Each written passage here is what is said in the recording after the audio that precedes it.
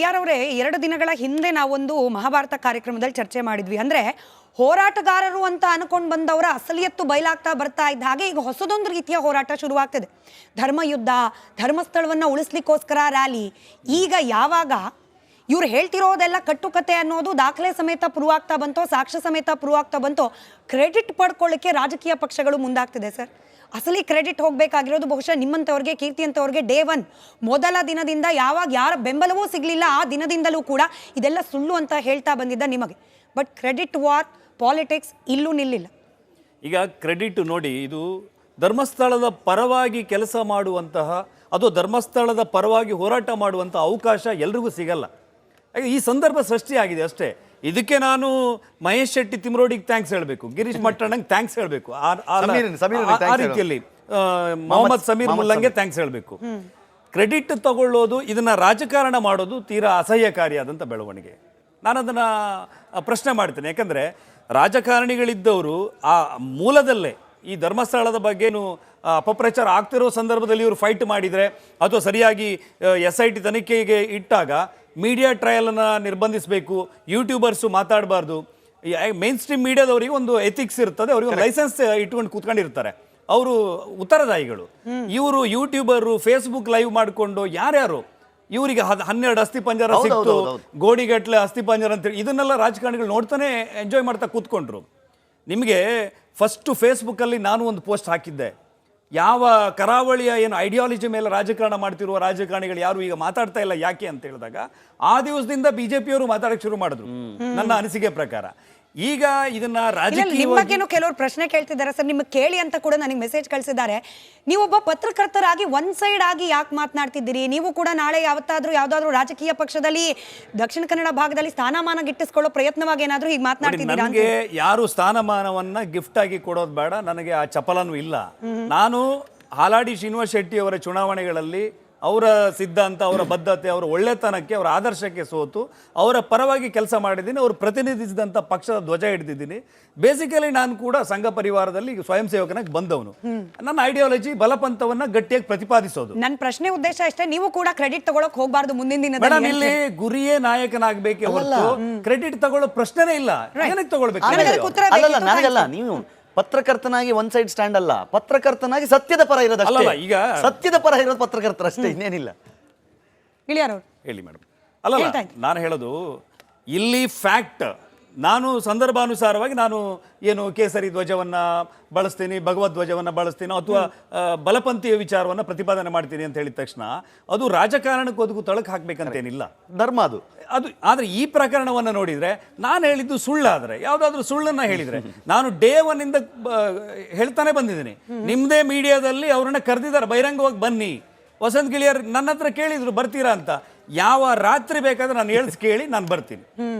ನಿದ್ದೆಯಿಂದ ಎಬ್ಬಿಸಿ ಹೇಳಿದ್ರು. ನನಗೆ ಗೊತ್ತಿರೋದು ಇಷ್ಟೇನೆ, ನಾನು ಸ್ಟಡಿ ಮಾಡೋದಿದೆ, ನನಗೆ ಕಂಡಿರುವ ಸತ್ಯ ಇಷ್ಟೇ.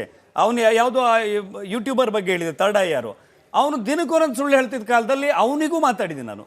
ನೋಡಪ್ಪ, ಇದು ನೀನು ಸುಳ್ಳು ಹೇಳ್ತಾ ಇದೆಯಾ, ಜನರು ದಿಕ್ಕು ತಪ್ಪಿಸ್ತಾ ಇದೆಯಾ, ಇನ್ನೂ ಸಣ್ಣ ಮಟ್ಟದಲ್ಲಿ ಇತ್ತಿದು ದಿನ ಅಲ್ಲಿ ರೆಸಾರ್ಟಲ್ಲಿ ಆ ಹುಡುಗಿನ ಅತ್ಯಾಚಾರ ಮಾಡಿದ್ರಂತೆ, ನೋವು ಅಂತ ಕೂಗ್ಕೊಳ್ತಂತೆ, ಊಟ ತಂದು ಕೊಟ್ರಂತೆ, ಬಿರಿಯಾನಿ ತಂದು ಕೊಟ್ರಂತೆ, ಬಿರಿಯಾನಿ ತಿಂದ ಮೇಲೆ ಸುಮ್ಮನಾದ.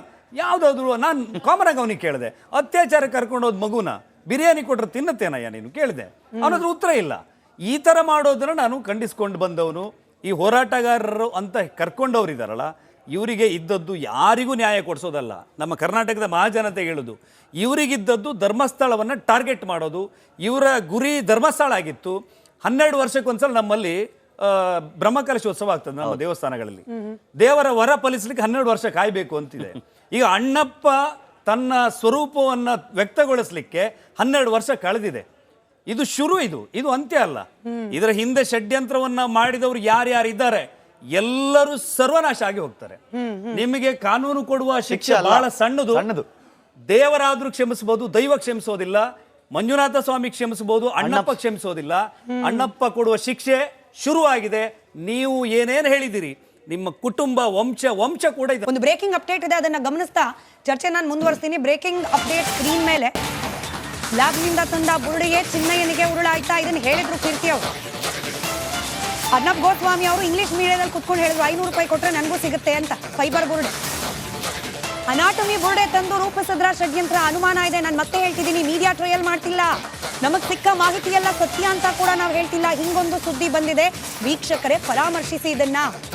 ಸತ್ಯ ಇದರಲ್ಲಿ ಇರಬಹುದಾ ಇಲ್ಲವಾ ಅನ್ನೋದನ್ನ ತಿಳ್ಕೊಳ್ಳೋಷ್ಟು ವಿವೇಕ ನಿಮ್ಮಲ್ಲಿದೆ. ಹಾಗಾಗಿ ಈ ವಿಚಾರಗಳನ್ನ ನಿಮ್ಮ ಮುಂದೆ ಇಡ್ತಾ ಇದ್ದೀವಿ, ತಿಳ್ಕೊಳ್ಳಿ. ಲ್ಯಾಬ್ನಿಂದ ಬುರುಡೆ ತಂದು, ಅನಾಟಮಿ ಬುರುಡೆ ತಂದು ಇಂಥ ನೂರಾರು ಬುರುಡೆಗಳನ್ನ ಊಟ ಹಾಕಿದ್ದೇನೆ. ಬಗಿರಿ ಧರ್ಮಸ್ಥಳದ ಭೂಮಿಯನ್ನ, ಅಗಿರಿ ಅಣ್ಣಪ್ಪನ ಸನ್ನಿಧಿಯನ್ನ ನಂಬುದ್ವಲ್ಲ ಸ್ವಾಮಿ ನಾವೆಲ್ಲ. ಬಗದಾಗ್ಲೂ ಪ್ರಶ್ನೆ ಮಾಡಲಿಲ್ಲ, ಅಗದಾಗ್ಲೂ ಪ್ರಶ್ನೆ ಮಾಡಲಿಲ್ಲ. 16ನೇ ನಂಬರ್ವರೆಗೂ ಹೋಗಿ ಗುಂಡಿ ತೆಗ್ದಾಗ್ಲೂ ಕೂಡ ಕೆಲ ಜನ ಹೇಳ್ತಿದ್ರು ಮೂಳೆ ಕರ್ಗೋಗ್ಬಿಟ್ಟಿದೆ. ಗೃಹ ಸಚಿವರಾದ ಪರಮೇಶ್ವರ್ ಅವರೇ ಹೇಳ್ಬಿಟ್ಟು ಅಸಿಡಿಕ್ ಮಣ್ಣು ಕರ್ಗ್ ಹೋಗೋ ಸಾಧ್ಯತೆ, ಹಿಂಗಾಗಿ ಮಣ್ಣಿನ ಸ್ಯಾಂಪಲ್ ಅನ್ನ ಕೂಡ ನಾವು ಕಳಿಸಿದ್ದೀವಿ FSLಗೆ. With all the respect to the investigative officers, FSL report ಬರಲಿ, ಅದ್ರಲ್ಲಿ ಮೂಳೆ ಇದೆಯಾ ಅನ್ನೋದು ಗೊತ್ತಾಗ್ಲಿ, ರೇಪ್ ಅಂಡ್ ಮರ್ಡರ್ ಆಗಿತ್ತಾ ಅನ್ನೋದು ಕೂಡ ಸಾಬೀತಾಗ್ಲಿ. ಆದರೆ ಅನುಮಾನಗಳು ಎಷ್ಟು ಬಲವಾಗಿ ಕಾಡ್ತಿದೆ ಅಂದ್ರೆ, ಈ ಬುರುಡೆ ಸ್ಕ್ರೀನ್ ಮೇಲೆ ನೀವೇನು ಗಮನಿಸ್ತಾ ಇದ್ದೀರಿ, ಈ ಚಿನ್ನಯ್ಯ ಅನ್ನೋ ಮುಸುಕುದಾರಿ ಹೊತ್ತು ತಂದ ಮೊದಲ ಬುರುಡೆ. ಈ ಬುರುಡೆ ಅಸಲಿಗೆ ಈತ ಹೂತ್ ಹಾಕಿದ್ದೆ ಅಲ್ಲ ಅನ್ನೋ ಮಾಹಿತಿ ನಮಗೆ ಬರ್ತಾ ಇದೆ. ಮತ್ತಷ್ಟು ಅಪ್ಡೇಟ್ಸ್ ನಿಮ್ಮ ಮುಂದೆ ಇಡ್ತಾ ಹೋಗ್ತೀವಿ. ಚಿಕ್ಕ ಬ್ರೇಕ್ನ ಸಮಯ.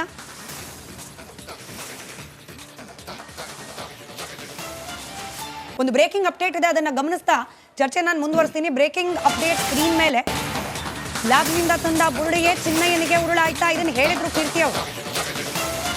ಅರ್ನಬ್ ಗೋಸ್ವಾಮಿ ಅವರು ಇಂಗ್ಲಿಷ್ ಮೀಡಿಯಾದಲ್ಲಿ ಕುತ್ಕೊಂಡು ಹೇಳಿದ್ರು 500 ರೂಪಾಯಿ ಕೊಟ್ಟರೆ ನನಗೂ ಸಿಗುತ್ತೆ ಅಂತ. ಫೈಬರ್ ಬುರುಡೆ, ಅನಾಟಮಿ ಬುರುಡೆ ತಂದು ರೂಪಿಸಿದ್ರ ಷಡ್ಯಂತ್ರ ಅನುಮಾನ ಇದೆ. ನಾನು ಮತ್ತೆ ಹೇಳ್ತಿದ್ದೀನಿ, ಮೀಡಿಯಾ ಟ್ರಯಲ್ ಮಾಡ್ತಿಲ್ಲ, ನಮಗ್ ಸಿಕ್ಕ ಮಾಹಿತಿ ಎಲ್ಲ ಸತ್ಯ ಅಂತ ಕೂಡ ನಾವು ಹೇಳ್ತಿಲ್ಲ. ಹಿಂಗೊಂದು ಸುದ್ದಿ ಬಂದಿದೆ, ವೀಕ್ಷಕರೇ ಪರಾಮರ್ಶಿಸಿ ಇದನ್ನ. ಸತ್ಯ ಇದರಲ್ಲಿ ಇರಬಹುದಾ ಇಲ್ಲವಾ ಅನ್ನೋದನ್ನ ತಿಳ್ಕೊಳ್ಳೋಷ್ಟು ವಿವೇಕ ನಿಮ್ಮಲ್ಲಿದೆ. ಹಾಗಾಗಿ ಈ ವಿಚಾರಗಳನ್ನ ನಿಮ್ಮ ಮುಂದೆ ಇಡ್ತಾ ಇದ್ದೀವಿ, ತಿಳ್ಕೊಳ್ಳಿ. ಲ್ಯಾಬ್ನಿಂದ ಬುರುಡೆ ತಂದು, ಅನಾಟಮಿ ಬುರುಡೆ ತಂದು ಇಂಥ ನೂರಾರು ಬುರುಡೆಗಳನ್ನ ಊಟ ಹಾಕಿದ್ದೇನೆ. ಬಗಿರಿ ಧರ್ಮಸ್ಥಳದ ಭೂಮಿಯನ್ನ, ಅಗಿರಿ ಅಣ್ಣಪ್ಪನ ಸನ್ನಿಧಿಯನ್ನ ನಂಬುದ್ವಲ್ಲ ಸ್ವಾಮಿ ನಾವೆಲ್ಲ. ಬಗದಾಗ್ಲೂ ಪ್ರಶ್ನೆ ಮಾಡಲಿಲ್ಲ, ಅಗದಾಗ್ಲೂ ಪ್ರಶ್ನೆ ಮಾಡಲಿಲ್ಲ. 16ನೇ ನಂಬರ್ವರೆಗೂ ಹೋಗಿ ಗುಂಡಿ ತೆಗ್ದಾಗ್ಲೂ ಕೂಡ ಕೆಲ ಜನ ಹೇಳ್ತಿದ್ರು ಮೂಳೆ ಕರ್ಗೋಗ್ಬಿಟ್ಟಿದೆ. ಗೃಹ ಸಚಿವರಾದ ಪರಮೇಶ್ವರ್ ಅವರೇ ಹೇಳ್ಬಿಟ್ಟು ಅಸಿಡಿಕ್ ಮಣ್ಣು ಕರ್ಗ್ ಹೋಗೋ ಸಾಧ್ಯತೆ, ಹಿಂಗಾಗಿ ಮಣ್ಣಿನ ಸ್ಯಾಂಪಲ್ ಅನ್ನ ಕೂಡ ನಾವು ಕಳಿಸಿದ್ದೀವಿ FSLಗೆ. With all the respect to the investigative officers, FSL report ಬರಲಿ, ಅದ್ರಲ್ಲಿ ಮೂಳೆ ಇದೆಯಾ ಅನ್ನೋದು ಗೊತ್ತಾಗ್ಲಿ, ರೇಪ್ ಅಂಡ್ ಮರ್ಡರ್ ಆಗಿತ್ತಾ ಅನ್ನೋದು ಕೂಡ ಸಾಬೀತಾಗ್ಲಿ. ಆದರೆ ಅನುಮಾನಗಳು ಎಷ್ಟು ಬಲವಾಗಿ ಕಾಡ್ತಿದೆ ಅಂದ್ರೆ, ಈ ಬುರುಡೆ ಸ್ಕ್ರೀನ್ ಮೇಲೆ ನೀವೇನು ಗಮನಿಸ್ತಾ ಇದ್ದೀರಿ, ಈ ಚಿನ್ನಯ್ಯ ಅನ್ನೋ ಮುಸುಕುದಾರಿ ಹೊತ್ತು ತಂದ ಮೊದಲ ಬುರುಡೆ. ಈ ಬುರುಡೆ ಅಸಲಿಗೆ ಈತ ಹೂತ್ ಹಾಕಿದ್ದೆ ಅಲ್ಲ ಅನ್ನೋ ಮಾಹಿತಿ ನಮಗೆ ಬರ್ತಾ ಇದೆ. ಮತ್ತಷ್ಟು ಅಪ್ಡೇಟ್ಸ್ ನಿಮ್ಮ ಮುಂದೆ ಇಡ್ತಾ ಹೋಗ್ತೀವಿ. ಚಿಕ್ಕ ಬ್ರೇಕ್ನ ಸಮಯ.